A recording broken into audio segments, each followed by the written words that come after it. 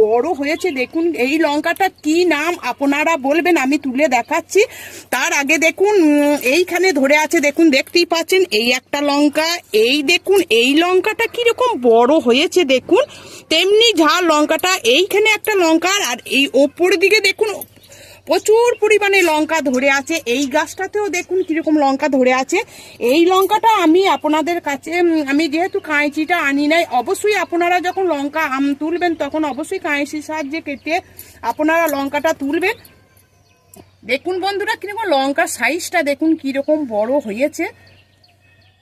কারণ এই বন্ধুরা এই যখন এই লঙ্কা ধরতে আরম্ভ হবে তখন এই গাছের প্রচুর পরিমাণে শক্তি এবং খাবারের প্রয়োজন হয়, তাই সেইটা যদি ঘাটতি হয় তাহলে লঙ্কা সাইজ এইরকম বড় হবে না, তাহলে ফুল সমেত এইরকম লঙ্কা এরকম হলুদ হয়ে বোটাটা ঝরে পড়ে যাবে। তাই আজকে আমি সেটাই দেখাবো। আজকে আমি গাছে কি খাবারটা দিই দেখুন, সেটা সহজ উপায়ে আপনারা বাড়িতে সেটাই পেয়ে যাবেন।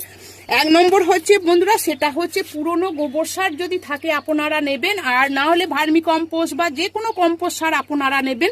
তারপর হচ্ছে এটা হচ্ছে ব্যবহৃত চা পাতা, জলে ধুয়ে রোদে শুকিয়ে রেখে দিয়েছি পেঁয়াজের খোসা সমেত। তারপর হচ্ছে এইটা হচ্ছে বন্ধুরা সমস্ত রকম সবজির খোসা, আমি এটা হালকা রোদে শুকিয়ে রেখে দিয়েছি। তারপর এইটা হচ্ছে ডিমের খোসা গুঁড়ো, ডিমটাকে ভালো করে ধুয়ে রোদে শুকিয়ে এরকম করে গুঁড়ো করে রেখেছি। তারপর এইটা হচ্ছে বন্ধুরা নিমখোল। তারপর এটা হচ্ছে যদি নিমখোল যদি না থাকে বন্ধুরা, আপনারা এইরকম নিম পাতাগুলোকে রোদে শুকিয়ে ডাস গুঁড়ো করে নিয়েও সেটা ব্যবহার করতে পারেন। তারপর হচ্ছে বন্ধুরা এটা হচ্ছে দেখুন হলুদ গুঁড়ো। আর একটা লঙ্কা গাছের যেটা খাবার দেখবেন এই যে পাতা কুঁকড়ে যায়, নানা রকম সমস্যা হয়, সেটা শুধুমাত্র রোগ পোকার আক্রমণ দূর করবে সেটা না, সেটা পটাশিয়ামে দূর করবে গাছে। এটা হচ্ছে দেখুন ছাই।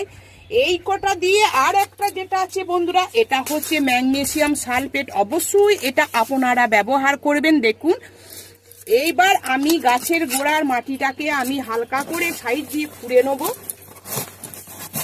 আর একটা টিপস দেখাচ্ছি, আমি যেটা ব্যবহার করি 15 থেকে 20 দিন পর এইরকম একটা বোতল তলার দিকে ফুটো করে নিয়েছি, এরকম কেটে নিয়েছি। এই দেখুন এখানে খাবারগুলো আমি দিয়ে দিয়েছি। 15 থেকে 20 দিন পর এই যে সবজির খোসাগুলোকে, টাটকা খোসা আমি এর মধ্যে দিয়ে দিই, তাতেই এইরকম আমার রেজাল্ট হয়েছে। কিন্তু ওই খাবারটা দেওয়ার পরও এই গাছে একটা মিক্সড খাবার দেওয়া দরকার। আপনাদের কাছে যদি হাড়ের গুঁড়ো থাকে আপনারা দিতে পারেন। আমার বাগানে দেখুন সমস্ত লঙ্কা গাছে কিরকম লঙ্কা ধরে আছে। প্রথমে এক মুঠো এই যে পেঁয়াজের খোসা চা পাতা আমি দিয়ে দেবো। চা পাতা গাছের জন্য খুবই ভালো, লঙ্কা গাছের পক্ষেও দুর্দান্ত।